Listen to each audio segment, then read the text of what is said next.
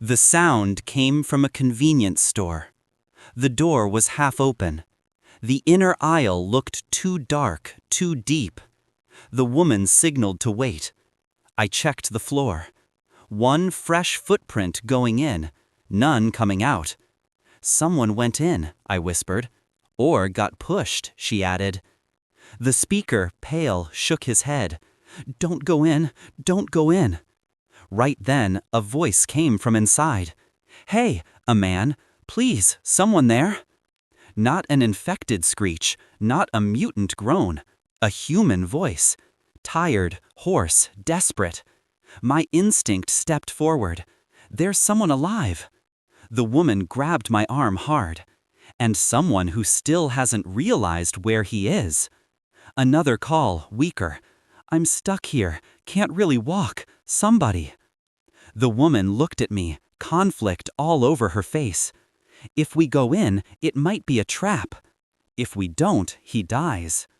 The speaker squeezed his eyes shut. They do this, he muttered. The hunter uses survivors like lab rats, throws one in a room, waits for someone with conscience to walk in. I wanted to go anyway. I wanted to because it was a trap. Because every part of that setup screamed there was intelligence behind it. And if there was intelligence, there was information. I'm going in, I decided. The woman drew a deep breath, tied her hair back like someone prepping for surgery. Then we go together. She looked at the speaker. You stay at the door. If you hear anything weird, you run. And leave you? He asked. If the hunter gets us and you, he wins everything. Her gaze hardened. If he only gets us, there's still someone left to remember what happened. It wasn't a pretty sentence, but it was true. We went in. The infected arrived too fast. Maybe they'd already been closer than they sounded. Maybe the old stink of the place, mixed with fresh blood, sped things up. Two of them slammed into the shop door almost at the same time, one with its mouth too wide open, another with half its face frozen in deformity. The hunter turned sideways with trained fluidity. Instead of shooting us, he shot them. 2 shots, 2 bodies down.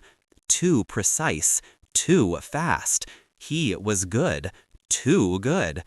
See, he said, almost like a teacher, I control variables.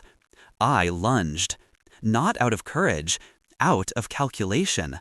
While he adjusted the weight of the gun, there was a tiny moment of imbalance, the kind of detail only someone who fought before the collapse notices. I smashed his forearm with the pipe with everything I had. The shot went wild and shattered a ceiling light. The shop fell into half-darkness.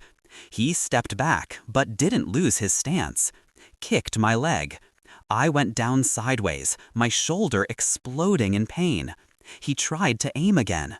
The woman came from behind, not with the knife, with the notebook. She jammed her husband's notebook hard between the trigger and the trigger guard, jamming part of the movement. The shot went off again, into the floor. Concrete chips flew into her face. He spun, shoving her into the shelf. You're better than the last ones, he said, almost impressed. I was right. I got up crooked, my heart pounding so loud it almost echoed in my ears. He aimed at me. For a second, I saw certainty, the end of everything. And then something changed. Not outside, inside. Behind him, out on the street, more infected appeared. 3, 4. They'd been drawn not only by the blood, but by the repeated gunshots. The hunter noticed. Shit. He stepped back on survival instinct. And in that backward step, the gun left my line. That was the second I needed. I grabbed the pipe with both hands, hit the side of his head, once, twice. He staggered, dropped to his knees. The gun slipped away. The woman kicked it aside. The infected hammered at the shop door, moaning loud, throwing their whole weight. The hunter spat blood, breathing heavy. He looked at me and laughed. Even then he laughed. Congratulations. Pause. Now, do you kill or do you run? It was a real question. If we ran, he'd come back. If he didn't, someone like him would.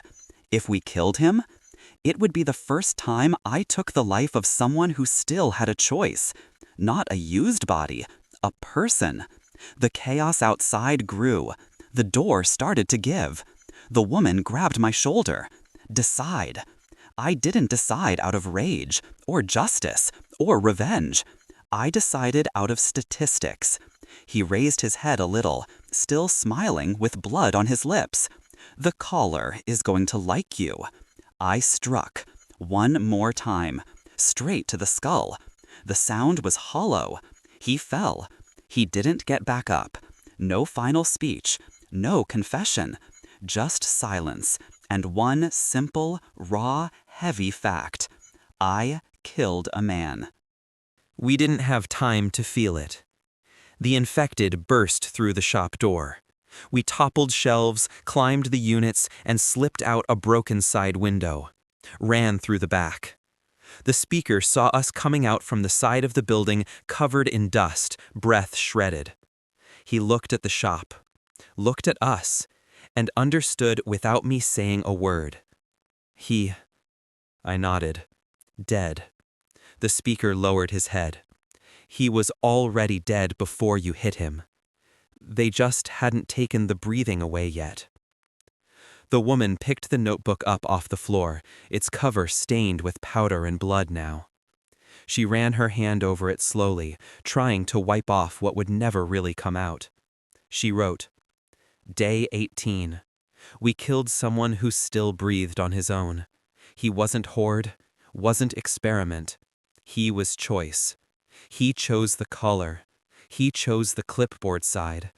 That doesn't make the weight any lighter. She closed the notebook. I sat down in the grime of some random alley, finally letting my body register what my mind had done. The world felt quieter, not because the danger had gone down, but because an important piece on the board had fallen. Even so, one certainty gnawed. He wasn't the only one. He's never the only one. At the end, there is no first human you kill. There's only the first one you admit to yourself. That night, hiding in a different building, we heard distant moans, isolated gunshots, echoes of things we no longer controlled. The speaker fell asleep leaning against the wall. He didn't emit a single low. No clicks, no calls. Maybe the strain of the day had drained even the voice that wasn't his. Before sleeping, I wrote, The caller lost an eye today, but eyes can be replaced. The question is, how many of these are still watching us before they decide to hunt us? I closed the notebook. The cold was still there, but for a few minutes, the noise inside my chest was louder than any sound outside. I don't know if it was courage. I don't know if it was despair. I only know that from day 18 on, we weren't just victims anymore. We'd knocked a piece off the board, too. Inside, the store smelled of dust, spilled sugar, and old rotten meat. The floor was full of glass shards. At the back, near the dead freezers, a man lay on the floor, leaning against a shelf, left leg wrapped with a filthy cloth. Thin face, overgrown beard, eyes wide with fear and hope at the same time. He raised his hand when he saw us. Thank God, I thought... The woman held a hand up toward him. Don't move. He blinked. I'm hurt. I'm not going anywhere. My eyes swept the room fast. No cords, no tripwires, no hidden infected. But something didn't match. The man slumped against the shelf had torn clothes, but the floor around him was too clean. No recent drag marks, no blood spread in the amount that leg should have left. How long you been here? I asked. I don't know. 2 days? 3? Where'd you come from? From the other side of the avenue. They caught me in the corridor. I ran. The woman squinted. Caught you? How? There were people training that thing, the double lows. His voice shook. The info matched what we knew. It was believable.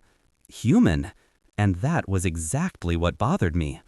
I stepped closer, on purpose, to see, to feel. The man stretched out his good hand. "Please, don't leave me here." The woman still didn't lower her guard. She pointed at the floor around him. "Where's your trail?" He blinked. "What?" "Your trail, your blood, your drag marks. That leg didn't float you into that corner." His hand trembled. For a second, I thought it was fear, but it was performance. It was delay. He took a second longer than a real wounded man would to process it. And in that 1 second, I heard it. Behind me, outside, a dry step. The step of someone who had been waiting for that exact moment. "Now!" the woman yelled. She yanked me. We threw ourselves to the side. The shot came through the broken glass of the door, ripped through the aisle where I'd been a second before, and hit the wounded man in the chest. Not infected, not zombie. The injured one was bait. He existed for 2 things. 1, to see if we still helped. 2, to see how we moved while helping. The man who fired didn't miss. He never misses. The silhouette appeared in the doorway. Relaxed posture, gun low, calm face. He walked in like he was stepping into his own house. He looked at the man bleeding on the floor. "Sorry, I had already gotten everything I needed from you," he said, almost gently. Then he looked at us. "But you," he smiled faintly, "you still have a lot to give." The woman moved partly in front of me, on instinct, even knowing he had a gun. He didn't aim at us. Yet. "Are you the caller?" I asked. He laughed. Not loud, not sarcastic. A short, real laugh. "No." Pause. "I'm just the guy who helps him understand how you work." "You who?" the woman shot back, cold. "You who run." He tilted his head. "You who still think, even when you're afraid." My blood boiled. "Why are you doing this?" He shrugged. "Ever thought about living in a world where chaos has rules?" He gestured vaguely outside. "No one wakes up without a task. Every movement has meaning. Every fear becomes data." It was insanity, but organized insanity. He glanced at the speaker outside through the crack in the door. He should have gone back to his cell. Then he looked at us. Instead, he found company. The woman clenched her fist. "He's not an object." "He's an echo," the hunter corrected. "The difference is just poetic." Some people look at the end of the world and see tragedy. Some look at it and see a promotion. We were in a narrow store. 1 door, single aisle. He had a gun. We had a metal pipe and a knife. It was a losing game. Unless another rule of the new world stepped in. Infected don't understand conversation, but they understand fresh blood. The woman realized it at the same time I did. She looked at the Bates body bleeding on the floor, then at the shelf beside him, still full of intact glass bottles, and she whispered without moving her lips, "Break." I dropped the pipe, grabbed a bottle. The hunter watched, curious. "You going to throw that at me?" he asked. "No," I said. I threw it at the dead man's body. The bottle exploded in the blood. Glass, liquid, smell. The hunter raised an eyebrow. "That doesn't change." He didn't finish. Outside, 2 moans answered almost instantly. Weak, still distant. But enough. Infected. "You just called more players into the experiment," he said calmly. "Interesting." The woman gave a humorless smile. "Difference is, they don't obey you as well as you think." He sighed. "That's a hypothesis. Let's test it." That's when the game flipped. Not because we had the advantage, but because the simulation slipped off the script. If someone turns you into data, do your best to ruin the research. Day 18. It wasn't the noise that woke me, it was the absence of it. The city still has sounds, even when it looks dead. Metal creaking in the wind, glass vibrating, some stray moan lost at the end of the block. But that morning, in the office building where we slept, the silence was arranged. Silence like someone had cleaned the stage before the scene began. The woman was already awake, sitting by the broken window, notebook on her lap, eyes fixed outside. The speaker was still asleep, face buried in his arms, breathing heavy. For the first time in days, he wasn't making any strange sounds, no involuntary low, no click. He calmed down, I whispered. He was calmed, she corrected, without taking her eyes off the street. I stepped closer. The street below looked normal for the new world. Crooked cars, fallen signs, doors kicked in. But something was wrong. It took me a few seconds to see it. There were no fresh infected tracks, no dragged feet, no handprints. The fine dust on the asphalt was almost intact. Almost. Because there was a single set of footprints there. One pair. Always the same distance between each foot. Always the same depth. Perfect rhythm. He's back, the woman said. Who? She pointed with her chin. The hunter. Infected leave loud tracks. They drag a foot, step crooked, slip, crash into things. Desperate survivors leave broken tracks. They run, double back, step in puddles, slam doors. But that trail was different. It was calm, measured. The front foot always a little turned inward, like the person had trained their whole life to shrink their moving silhouette. He passed here, the woman murmured. Did he see us? I asked. If he didn't see, he heard. If he didn't hear, he calculated. The speaker woke with a start, like his body knew it was being sighted. What time is it? He mumbled. Wrong time, I answered. We're being hunted.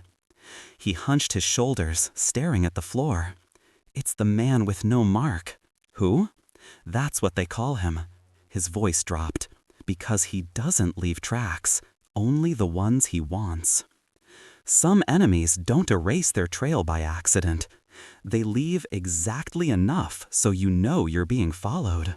We went down one floor. We wanted to see without being seen. Through the dirty glass on the third floor, the world looked smothered in gray. The trail came from a corner, curved around an overturned car, walked right past our building, and vanished. Vanished clean. Is he here because of us? I asked. The speaker swallowed hard. He's here because of me.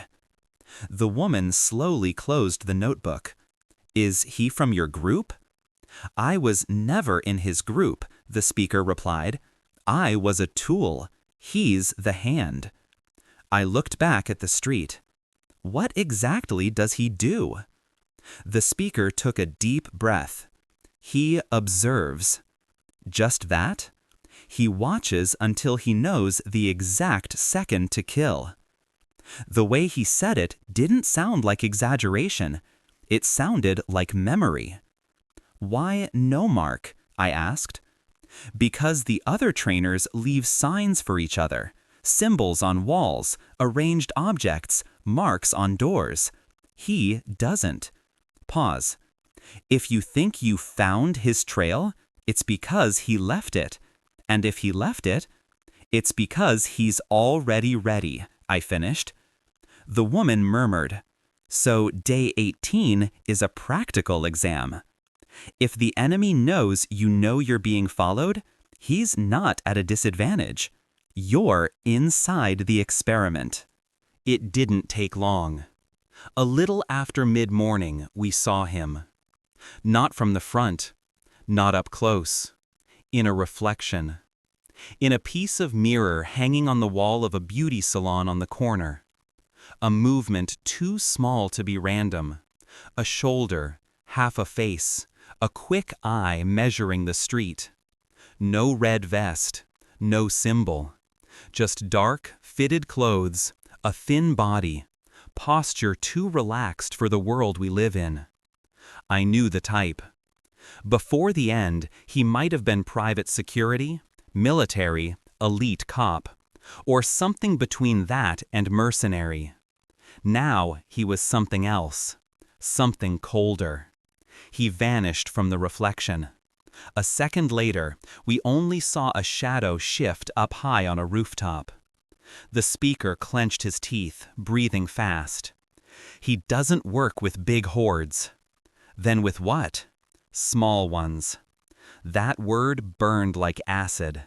Small? I asked. Yeah, the speaker explained. 3, 4 specialized infected. He uses them as extensions of his own body. The woman frowned. Like hunting dogs? Worse, the speaker said. Dogs sometimes disobey. He didn't sound like he was pushing fear. He sounded like he was describing a fact. We left the building soon after, because staying put was handing the hunter the luxury of time, and time, in the hands of someone who knows the ground, is worth more than a weapon. We took a side street with small shops, a pharmacy, stationery store, locksmith, a little toy shop with shattered windows. Every 10 steps I felt something. Stones slightly out of place, a can nudged just a bit, a thin, almost invisible cord stretched between 2 posts, too low for an infected to notice, too low for us not to. Traps? I asked. The woman shook her head. No, range markers. She pointed. Here he measures if you pay attention to the ground. Further on, here he measures if you notice hanging objects. A little later, here he measures if you're looking up. The speaker added, exhausted, and if you don't notice, he breathed in, he chooses where to kill you. I turned. Why hasn't he done that to us yet? Because he's curious, the woman said. Yesterday we were used as a hunting zone test. Today we're walking research. Then we heard it. A low noise ahead. Glass breaking. Not much, just enough to draw attention. Did we go look? Of course we did. Curiosity is a genetic defect in anyone still alive. At the end of the world, curiosity is what keeps you human. And that's exactly what intelligent monsters use against you.